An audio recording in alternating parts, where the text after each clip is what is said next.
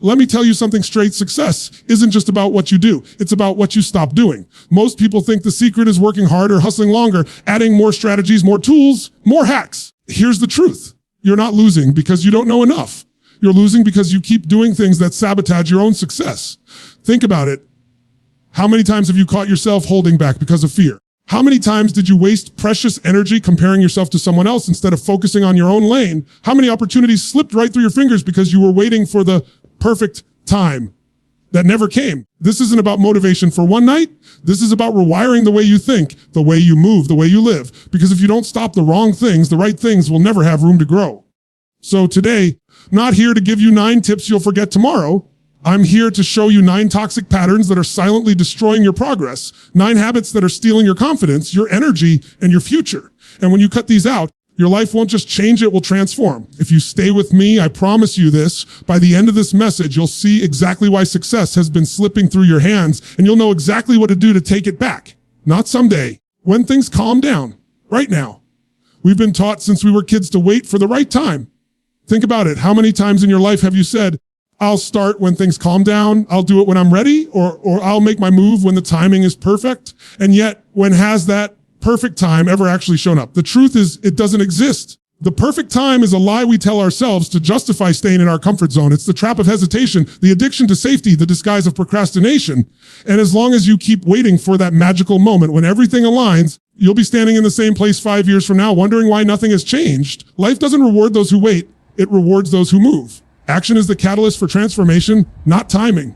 The people you admire, ones you see building businesses, creating impact, achieving dreams, they didn't get there because the stars lined up in their favor. They didn't wake up one morning with all the money, all the confidence, all the resources, all the clarity they needed. No, they started before they were ready. They moved when they were scared. They acted in the middle of chaos, uncertainty, and self-doubt because they knew that waiting doesn't create certainty, action does.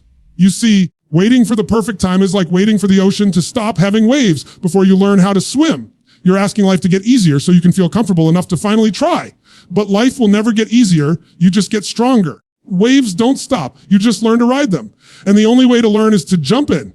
If you're waiting for calm waters, you're going to spend your whole life standing on the shore.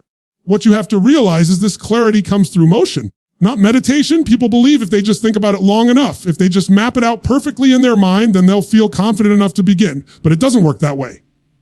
Confidence is built through execution, through doing, through failing forward. The person who takes imperfect action will always outperform the person who endlessly plans for perfection, because action creates feedback and feedback creates growth. Every step forward, even if messy, gives you data. Every risk you take shows you where you're strong and where you need to adapt. But if you don't move, if you just keep waiting for the right time, all you're doing is rehearsing failure. Think about the opportunities you've already let pass because of hesitation. Think about the ideas you had that never left the page, the conversations you wanted to start but never did, chances you had to change your life but told yourself, not yet. Where would you be right now if you had acted in those moments instead of waiting? How different would your life look? And here's the sobering part. Those chances don't come back. They pass. They go to someone else who was willing to move. Life rewards decisiveness. I know some of you are thinking, but I don't feel ready. Let me break it to you. You never will. Readiness is a myth. Nobody feels ready to step into the unknown. Nobody feels fully prepared to start the business, make the investment, step on the stage, leave the job, have the difficult conversation. Readiness comes after you act, not before. It's the product of courage, not the prerequisite. Waiting to feel ready is like waiting to feel confident before you go to the gym. It doesn't happen. You build confidence by lifting the weight, by taking the step, by walking into the fire. That's how it works. I've seen people live their entire lives waiting. They wait to pursue their passion until they have more money. They wait to travel until they're older. They wait to say, I love you until the timing is right. They wait to forgive until the other person apologizes. They wait to change until circumstances change. And in the end, they run out of time because the harsh reality is this one day. You won't have any more tomorrows left to wait for. And on that day, you won't regret the things you did. You'll regret the things you never allowed yourself to try. Let me be real with you. The reason most people wait isn't because they're being strategic or smart. It's because they're afraid. Dresses itself up in rational clothing. Fear tells you, be patient, the timing isn't right. Fear tells you, just wait until you're more secure. Fear tells you, you'll be ready someday. But fear is lying to you. It's trying to keep you small. It's trying to protect you from the discomfort of growth. But in doing so, it robs you of your future. The cure to fear is action. You can't think your way out of fear. You can only act your way through it. What if you're scared? So what if it's messy? So what if you don't have all the answers? Do it anyway. Because the truth is, the clock is ticking whether you move or not. Time doesn't pause because you're hesitating. Life isn't waiting on you. Every day you spend delaying is a day you'll never get back. And while you're waiting, someone else is out there taking the opportunities you're letting pass by. Someone else is building the business you dreamed about. Someone else is living the life you say you want. The difference isn't talent, luck, or timing. The difference is they stopped waiting. I want you to imagine something. Imagine a year from now. If you keep waiting for the perfect time, will your life look like? Probably the same, maybe worse. But now imagine if you started today. Imagine if you took just one bold step every single day, even while it's messy, even while you're uncertain. Where could you be 12 months from now? The gap between those two visions is the cost of waiting, and that cost is far too high. The greatest breakthroughs, the biggest wins, the most extraordinary lives, they don't belong to people who waited for things to line up perfectly. To people who said, I may not be ready, but I'll go anyway. I may not have everything, but I'll start with what I've got. I may not know the whole path, but I'll take the first step. That's how success is built. That's how legacies are created. So stop waiting. Stop lying to yourself that tomorrow will be better. Tomorrow isn't guaranteed. Your time is now. And if you don't take it, you'll lose it. Fear is the invisible prison that most people live in without even realizing it. It's not the kind of prison with walls and bars. It's far more dangerous because it exists in your mind. It hides in your decisions. It disguises itself as caution, as logic, as being realistic. Fear whispers to you every time you're about to step into something that could change your life. It tells you, what if you fail? It tells you, what will people think? It tells you, you're not ready, you're not good enough, you don't have what it takes. And if you're not careful, that voice becomes louder than your vision. It becomes louder than your passion. Before you know it, fear is steering your life more than your dreams are. The crazy part is this: fear is not real in the way we think it is. It's not a tiger chasing you. It's not a car speeding toward you. It's not a life or death situation. It's a story, a thought, a picture your mind paints about the worst case scenario. And yet most people allow that story to dictate every major choice they make. Fear keeps them stuck in jobs they hate, keeps them from starting businesses they dream about. Fear keeps them silent in relationships where they should be speaking up. Fear keeps them from going after the opportunities that could transform their lives. Here's the truth. Fear has destroyed more dreams than failure ever has, because failure at least teaches you something. Fear teaches you nothing except how to shrink your world smaller and smaller. When you let fear control your decisions, you're not living, you're surviving, you're existing in the smallest version of yourself, the version that avoids risk, avoids rejection, avoids discomfort.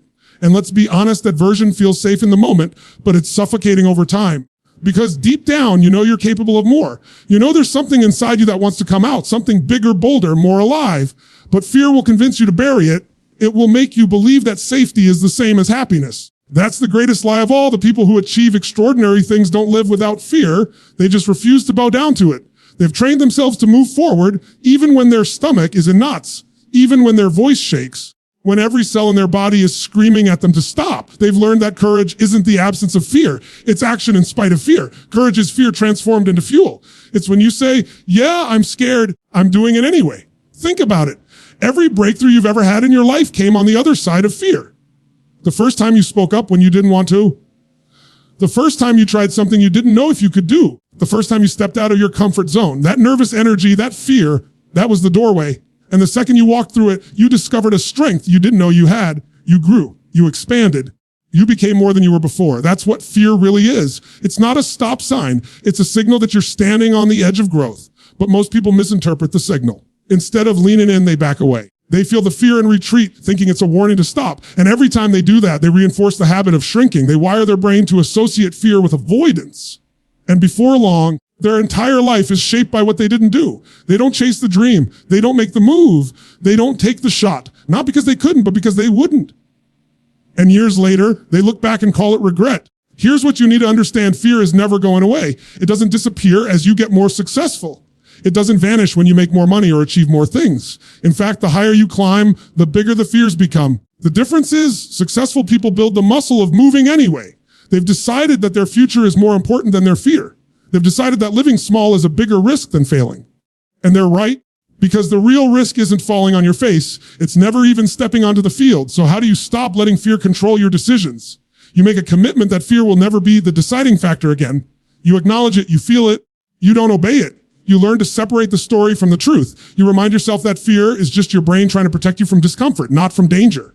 And then you act. You act while your knees are shaking. Your heart is pounding while the outcome is uncertain. You act because you refuse to let a story in your head be the ruler of your life. Imagine if you started doing that today. Imagine if you stopped waiting to feel fearless and just started moving through fear. How many things would you finally pursue? How many opportunities would you finally grab? How many new experiences would you finally allow yourself to have?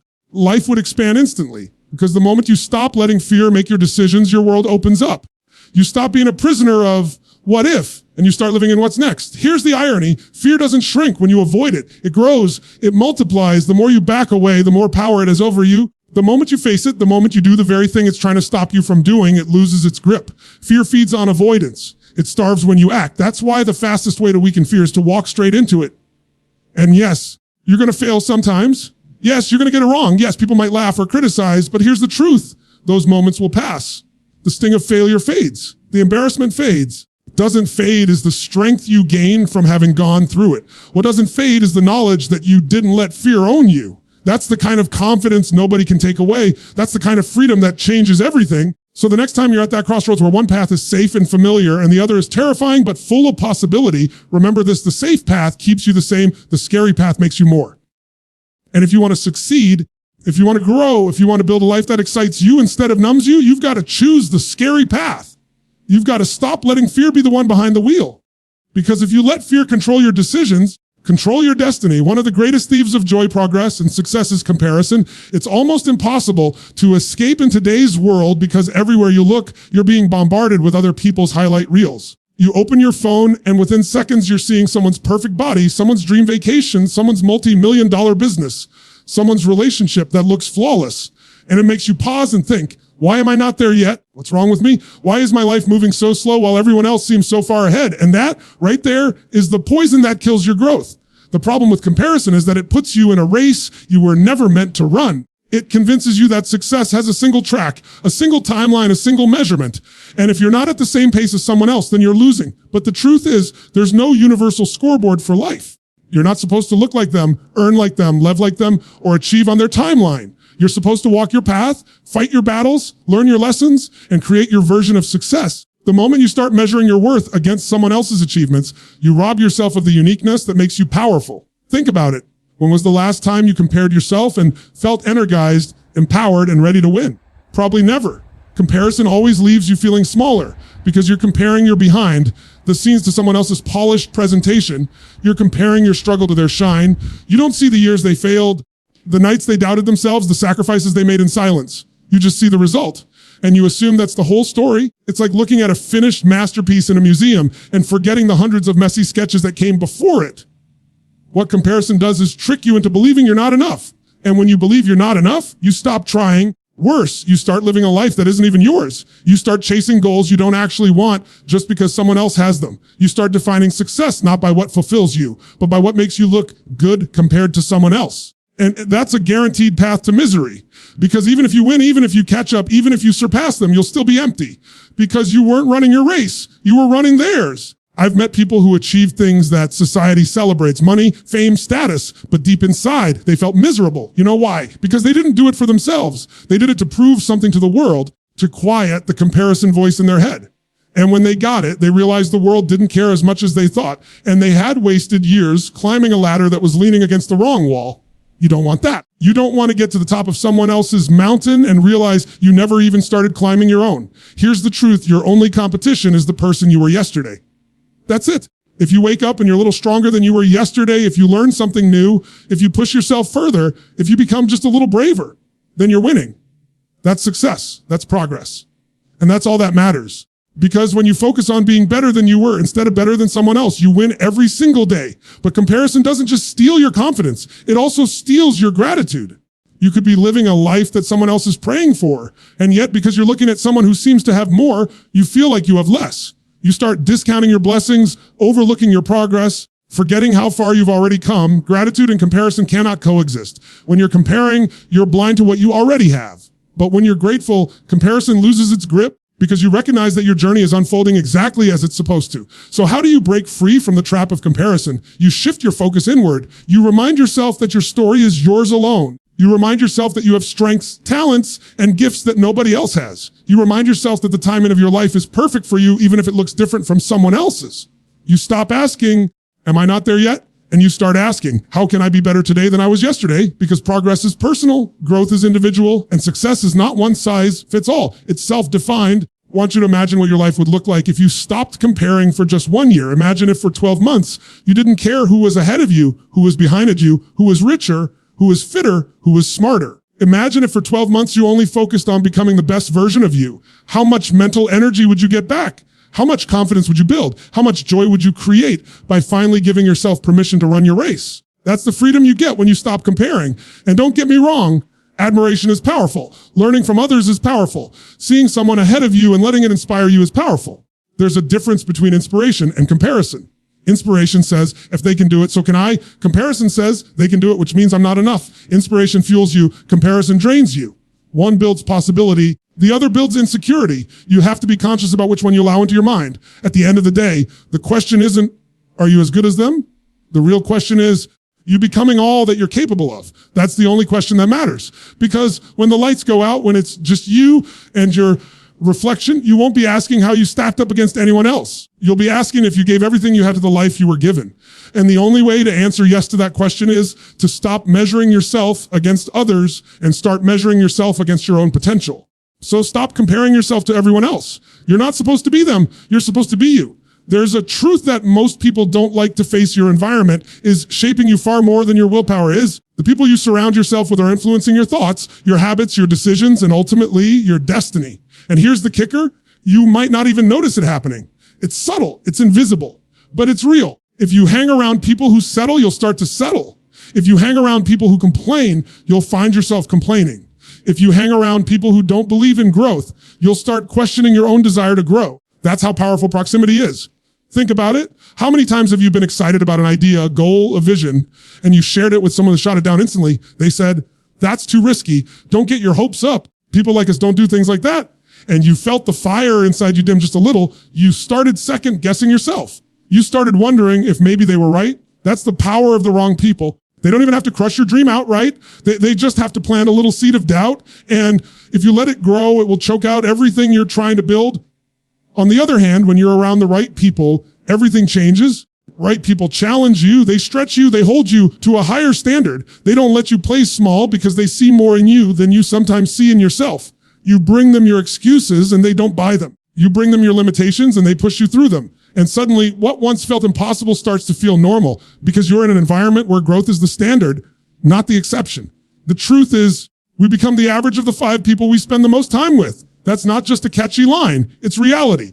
If you're constantly surrounded by people who are broke, bitter, and blaming the world for their problems, guess what? You're going to start absorbing their mindset. If you're surrounded by people who are disciplined, ambitious, and driven, that energy is going to rub off on you too. Your associations are either pulling you forward or dragging you backward. If you're serious about success, you've got to get brutally honest about who you're giving access to your life. Now, I'm not saying cut everyone off and live like a hermit. That's not the point. The point is discernment. Who gets your time, gets your ear? Who gets to influence your mindset? Because not everyone should. Some people belong in your past, not your future. Some people are great for reminiscing about old times, but they have no place in shaping where you're going. And if you don't make that distinction, you'll find yourself stuck in the same cycles because you're too loyal to environments that don't serve you anymore. Let's be real. Sometimes the wrong people aren't strangers. They're close to you. They're family, they're friends, they're people you've known for years. And that makes it harder because you don't want to feel like you're abandoning them. But here's what you have to remember. You're not abandoning them. You're choosing not to abandon yourself. You're choosing not to abandon your future. Because if you stay tied to people who are committed to staying small, then by default, you're committing to staying small too. That's not loyalty, that's self-betrayal. Some of you right now are carrying dead weight. You've got people in your circle who drain your energy, who belittle your dreams, who constantly take but never give, who keep you stuck in gossip, drama, negativity. And you wonder why you feel heavy, why progress feels so hard. It's because you're running a race with people clinging to your ankles. And until you cut that weight, you're never going to experience the freedom of running at your full speed. But here's the beautiful part. When you surround yourself with the right people, your growth accelerates in ways you can't even imagine. Conversation with the right person can replace years of struggle on your own. One piece of encouragement at the right time can reignite a fire you thought was gone. One example of what's possible can expand your vision of what you're capable of. That's why you've got to be intentional. You've got to choose your circle based on your future, not your past. I'll tell you this, you don't rise to the level of your goals. You fall to the level of your standards. Your standards are influenced by your environment. If you're around people who make mediocrity normal, then excellence will feel unnecessary.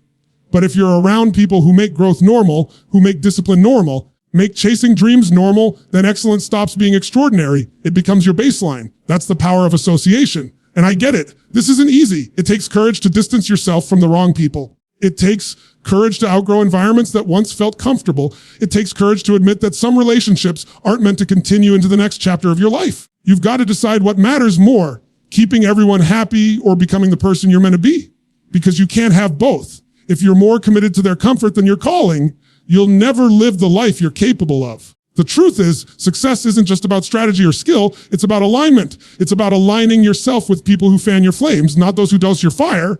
It's about being in spaces that demand your best, not environments that reward your worst. And the moment you make that shift, you'll feel it. Your energy will rise. Your vision will sharpen. Your belief in yourself will strengthen, because you're no longer fighting against the weight of the wrong crowd. You're being lifted by the right one. So take a look at your life right now. Who are the 5 people closest to you? Do they inspire you or drain you? Do they challenge you or comfort you into mediocrity? Do they expand your vision or shrink it? The answers to those questions will tell you everything you need to know about why your life looks the way it does. And if you don't like the answer, it's time to change the circle, because the truth is simple. You will never reach your highest potential if you keep surrounding yourself with the wrong people. One of the most common excuses I hear, the most dangerous phrases you can ever repeat to yourself, is, I don't have time. How many times have you said it? How many times have you used those words to justify why you haven't started the business, why you haven't gone to the gym, you haven't pursued the dream, why you haven't had that important conversation with someone you love? I don't have time has become the most socially acceptable excuse of our generation. It sounds reasonable. It sounds harmless. It's slowly stealing your life. The truth is, time is the one resource we all have equally. You, me, the billionaire, the athlete, the artist, the entrepreneur, we all wake up with 24 hours in a day. The difference isn't time. The difference is priorities. Some people use their 24 hours to build, to grow, to create, while others use it to excuse, to avoid, to distract themselves. Saying you don't have time is never really the truth. It's simply saying that something else is more important to you right now. And that's fine if you're honest about it.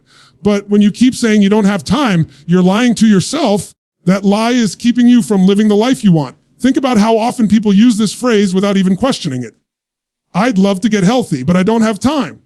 Yet they can spend hours scrolling on their phone, watching shows, gossiping about other people's lives. I'd love to work on my passion project, but I don't have time.